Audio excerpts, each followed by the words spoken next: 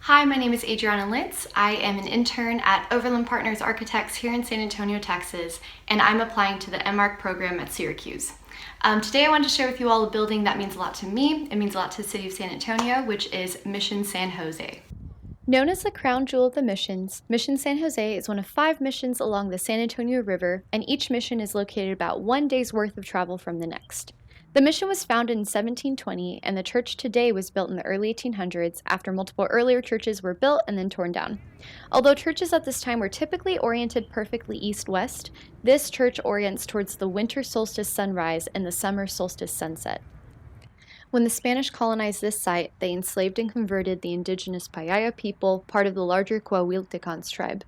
The natives lived in the 350 rooms surrounding the perimeter of the site, and they also built various structures inside the courtyard, which some of the original foundations still remain. If you look at the ground in this clip, you can see some of the lower parts of the walls. It should also be known that the whole site is hallowed ground, as the missions became a gravesite for those who lived here. Masons from Zacatecas, Mexico designed the original facade of San Jose, although it was destroyed and later replicated to what we see now in the 1930s. Intricate stonework is a signature form of Zacatecas craftsmanship, and if you look closely you can see a lot of seashell imagery.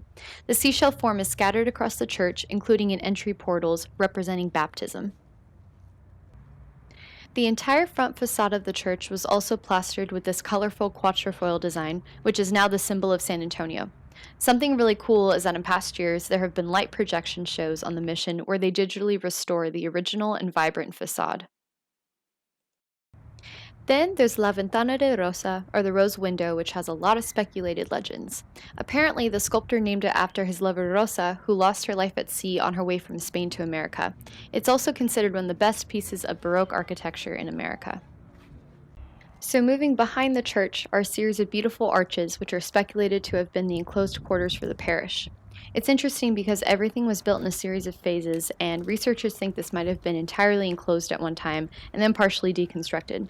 The whole church and mission site is a palimpsest, but this is one of the clearest examples, as you can see from one bay to the next a change in construction. This is definitely one of my favorite places in San Antonio, and I think the small intricacies of the various arches and brickwork are just beautiful. So now we're going to take a look inside the church, and I specifically wanted to show what it's like crossing the threshold into the narthex. San Antonio is a very hot and humid city, but even during the summer, the church offers a cooler and darker refuge from the outside. The painted colors you can see along the walls and the altar were done in recent years as an interpretation to what the original interior may have looked like. The dome sits on an octagonal base, and although the original collapsed in the 1800s, the one we see now is a replica built in the 1930s.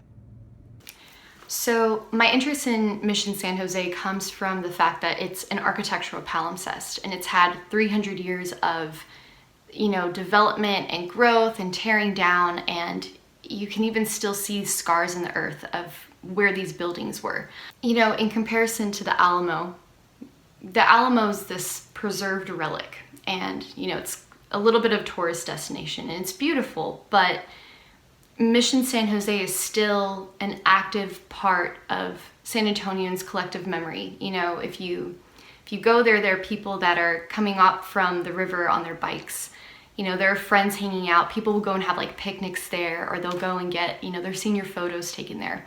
So something that I find really interesting is whenever I go, I always try to take a moment to just be really still and just listen to, like kids running around. But the perimeter walls will also slow down the breeze. So you walk in and there's just this kind of like cool air that just sits around. And to me, just knowing how sacred and that it's hallowed ground means a lot, but also the fact that people are still going to use it today. It still has a future. It's still a community asset. There's been an active parish there since the 1970s that operates the church with UNESCO World Heritage Organization. Grounds are always open. The church is always open. They still have mass. And I think that's what means the most to me about this building, is that on top of it being history and a beautiful record of the start of San Antonio, it's still a part of our memory today. I really, really appreciate you all watching this video. I hope you enjoyed, and see you soon. Bye.